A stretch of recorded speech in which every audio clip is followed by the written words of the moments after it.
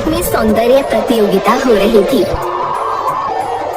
सभी लोग हुस्ना परी की तारीफ कर रहे थे। सचमुच बहुत खूबसूरत है ये, इसकी खूबसूरती का कोई मुकाबला नहीं कर सकता। इसीलिए तो इसका नाम हुस्ना है। इसकी सुंदरता में इसके खूबसूरत बाल चार चांद लगाते हैं।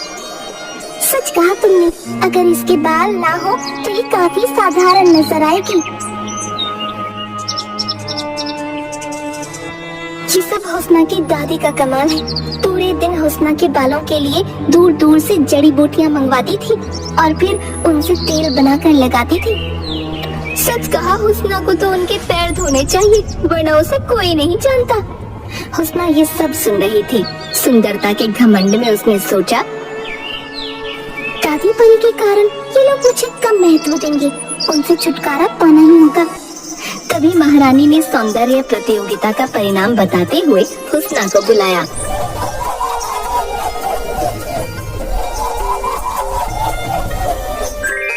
हुस्ना, तुम्हें परीलोक की सबसे सुंदर परी होने का खिताब दिया जाता है।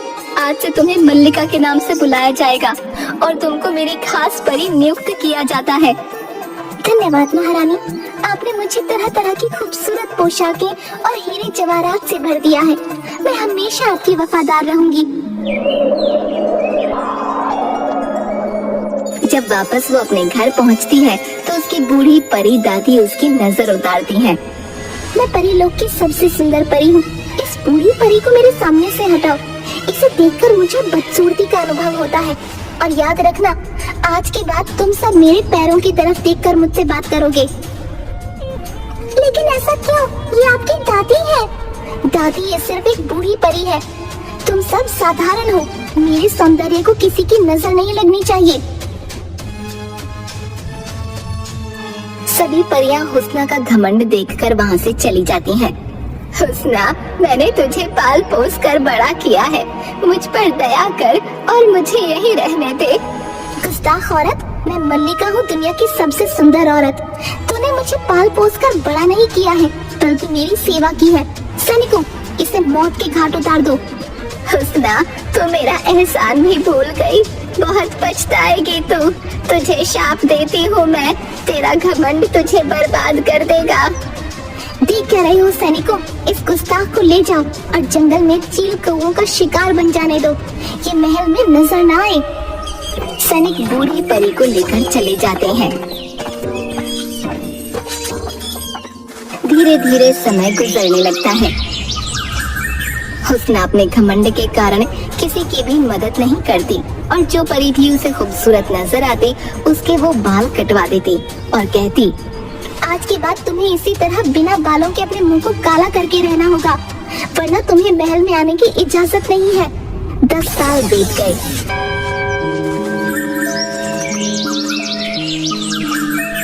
एक दिन जब वो शीशे के सामने खड़ी होकर आईना देख रही होती है, हे भगवान, मेरे बाल धीरे धीरे कम होते जा रहे हैं। आंखों की चमक खत्म हो गई है। अब मुझ में पहले जैसा आकर्षण नहीं रहा। हुस्ना सोचती है, अब मेरी मदद सिर्फ काली परी ही कर सकती है। उसको संदेशा भिजवाना होगा। वो एक कबूतर के पैर में काली परी को बुलाने का संदेशा बांधकर भेज देती है।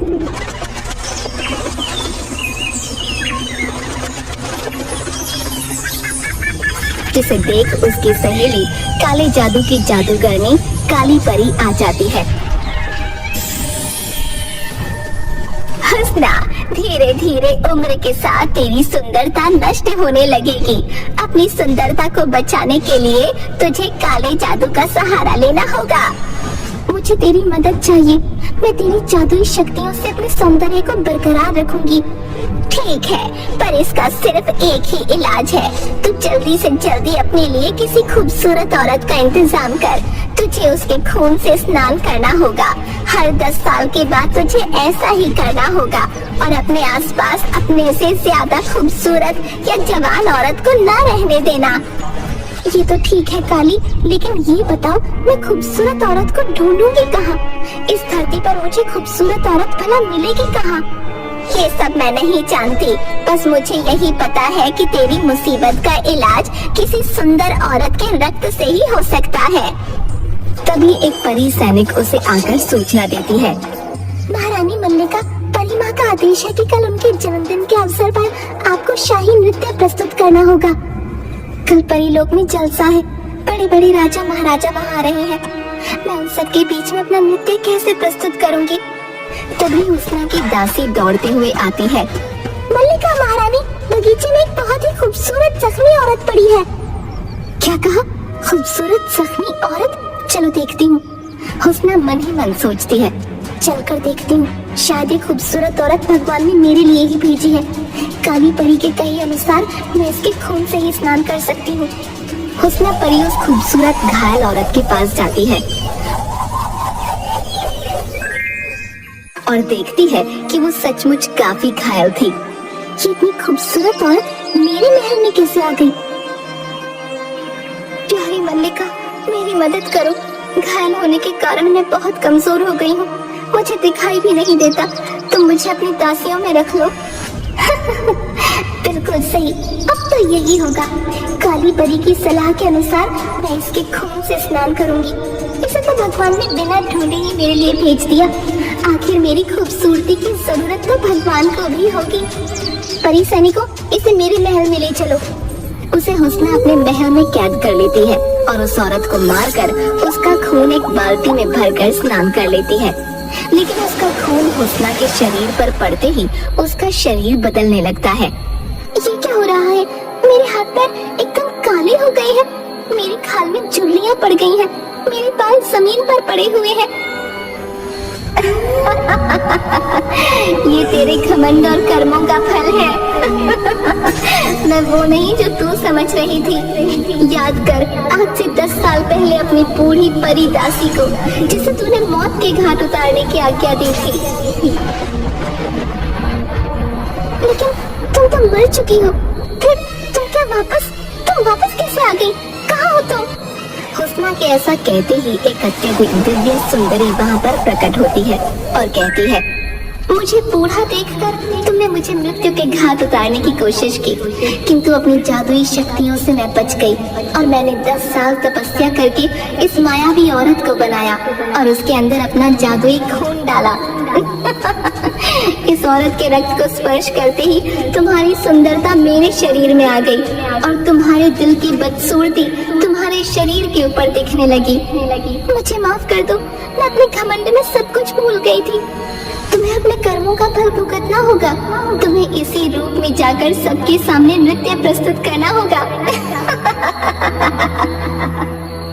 मुझे किसी भी तरह महल में पहुंचना होगा, वरना महारानी मुझे मौत के घाट उतरवा देंगी और उन्हें मेरे द्वारा किए गए अत्याचारों का भी पता चल जाएगा। हुस्ना किसी तरह खुद जल्दी जल्दी तैयार होती है और अपने सिर पर घूंघट ओढ़कर नृत्य के लिए महल में पहुंच जाती है। आ गई हुस्ना, तुम्हारा स्वागत है। आप सब लोग तैयार हो जाइए।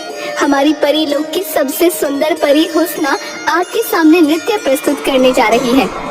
हुस्ना नाचने लगती है, लेकिन शक्तिहीन हो जाने के कारण कुछ ही देर में थक कर बैठ जाती है।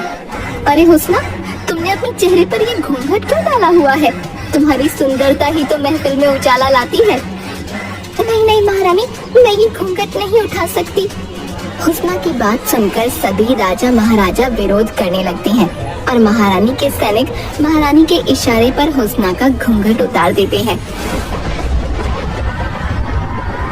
ये क्या, इतनी बदसूरत और गंजी औरत कौन है? हुस्ना ने मेरे जन्मदिन पर मुझे धोखा दिया है। हुस्ना को इसकी कड़ी सजा भुगतनी होगी। तभी महल के अंदर वो दिव्य सुंदरी प्रवेश करती है। अनुपम, इतना निराला सौंदर्य हमने कभी नहीं देखा। ये सुनहरे बालों वाली खूबसूरत परी, तुम कौन हो? महारानी, आपके जन्मदिन के अवसर पर मैं नृत्य पेश करना चाहती हूँ। काली कलूटी और गंजी हुस्ना को कैद कर लिया जाता है और जब से सुंदरी नृत्य करने लगती है, सभी लोग तालियां बजाने लगते हैं। हम तुम्हारे नृत्य से बहुत खुश हैं और आज से तुम्हें राज्य सुंदरी घोषित करते हैं। बोलो तुम्हें क्या चाहिए? महारानी, मैं चाहती हूँ कि हुस्ना की सभी दासियों को महल में बुलाया जाए। सभी दासियाँ अपने गंजे सर और काले चेहरे लेकर दरबार में आती हैं। ये मैं क्या देख रही हूँ? मेरे राज्य की परियों के साथ इतना क्रूर व्यवहार? तुम्हें ऐसा करने के लिए किसने कहा? महारानी, हुस्ना नहीं चाहती थी कि महल में कोई भी उससे ज्यादा जवान या खूबसूरत नजर आए, इसलिए हमें ऐसा रहने की आज्ञा थी। लेकिन कहाँ चली गई है वो? नजर क्यों नहीं आती? आपने जिस कुरूप औरत को कैद किया है वही हुस्ना है महारानी। अपने सौंदर्य को बरकरार रखने के लिए उसने मेरे द्वारा बनाई गई मायावी औरत के रक्त से स्नान किया, जिसके कारण वो कुरूप हो गई। मुझसे बहुत बड़ी भूल हुई। मैंने शारीरिक सुंदरता को मन की सुंदरता से ज्यादा समझा। आज से हुस्ना को महल के बाहर बने अजायब घर में इसी रूप में रहना होगा, ताकि परिलोक में सभी को घमंड करने का नतीजा समझ में आ जाए। महारानी, मैं हुस्ना को ठीक कर सकती हूँ। अगर हुस्ना की कोई भी दासी उसके लिए अपना यौवन और रूप बलिदान करना चाहे तो मैं हुस्ना को वापस उसके रूप में ले आऊंगी। पर हुस्ना ने अपनी सभी दासियों के साथ इतना बुरा व्यवहार किया होता है कि सभी ऐसा करने से इनकार कर देती हैं। हुस्ना को अपनी गलती समझ में आ जाती है, लेकिन अब वो कुछ न कर सकती थी।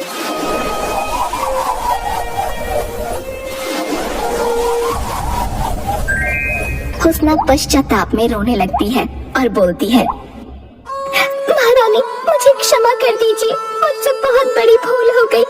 आज के बाद मैं अपने शरीर से ज्यादा अपने मन को सुंदर बनाने की कोशिश करूंगी। अगर मैं चाहूँ तो अपनी जादुई शक्तियों से तुम्हें अभी वापस तुम्हारा सौंदर्य दे सकती हूँ। तो फिर मुझ पर दया करिए। आगे से मैं ऐसी गलती कभी न करूंगी। ऐसा नहीं हो सकता। तुमने सुंदरता के साथ साथ नारी की सौम्यता को भी नष्ट किया है। तुमने गुस्ताखी की है। तुम अपने सौंदर्य को बढ़ाने के लिए एक औरत को मारने से भी पीछे नहीं हटी, इसलिए तुम्हें इसकी सजा तो भुगतनी ही होगी। बिल्कुल सही कहा दिव्य सुंदरी। तुम्हें बताओ इसको क्या सजा मिलनी चाहिए? तुमने एक औरत के रक्त से स्नान किया था ना, अब तुम्हें अपने पश्चाताप के आंसुओं से स्नान करना होगा। तुम्हारी सजा यही है कि तुम जितना ज्यादा पश्चाताप के आंसुओं से स्नान करोगी, उतनी जल्दी ही तुम्हारी सुंदरता वापस आ जाएगी। हुस्ना रात दिन महल के अजायब घर में आंसू बहाती और लोग उसे देखकर उसका मजाक उड़ाते। हुस्ना को धीरे धीरे अपनी गलतियां समझ में आने लगी। अब वो किसी से नफरत नहीं करती, सबके साथ प्यार से बात करती और पश्चाताप के आंसू बहाती रहती। धीरे धीरे वो अपने पूर्व रूप में आ गई